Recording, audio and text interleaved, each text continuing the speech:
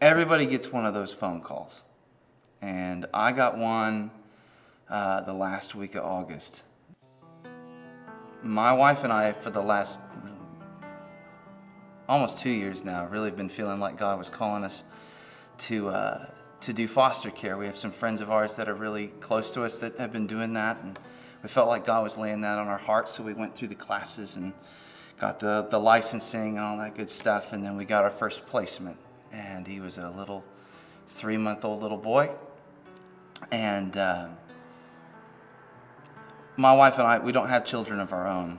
And I remember I got a phone call. It said, hey, we're on our way from the hospital. Can you meet us at a McDonald's parking lot in 2 hours?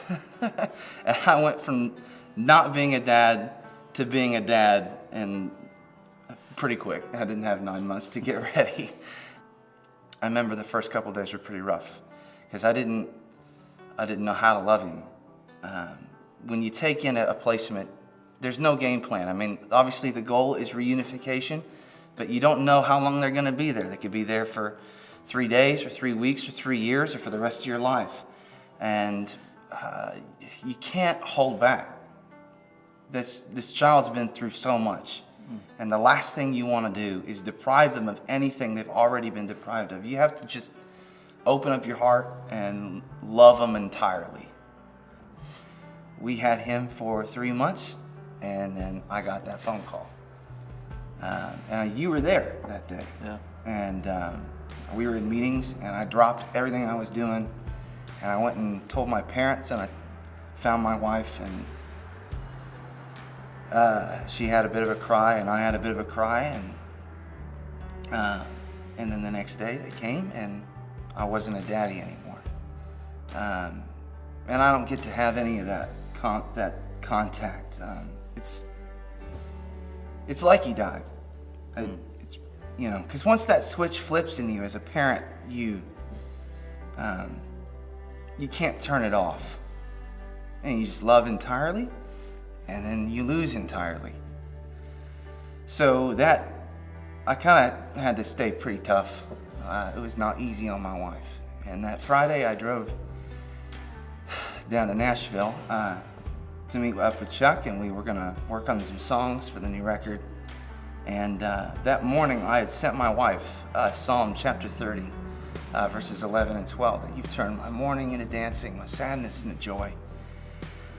So we were in the studio for most of the day, and then we went back in about 8 o'clock at night and to see if we could just drum up anything new and anything inspiring. And I remember a friend of mine named Jason was down, and he was playing this really pretty piano part, and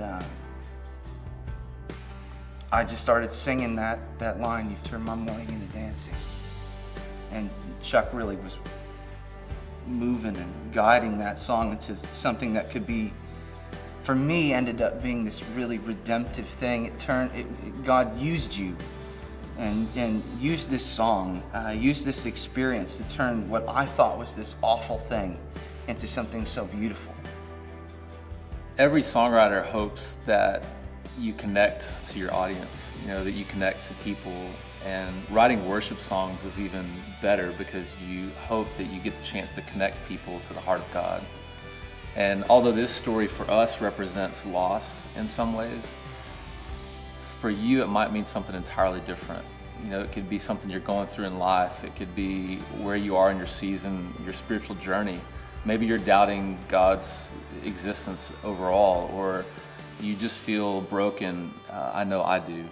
And a lot of times in life, I wonder, does God really even like me, much less is he really for me? My hope is that you could truly understand how much God cares for you, how much he loves you, how much he's for you, and that as you listen to these lyrics, that you would fully understand the depth of how good God is. You can know in all circumstances, no matter how bleak they may seem, no matter how unjust or unfair they feel, no matter how painful they are, God can take any circumstance, any regret, any heartache, and redeem it.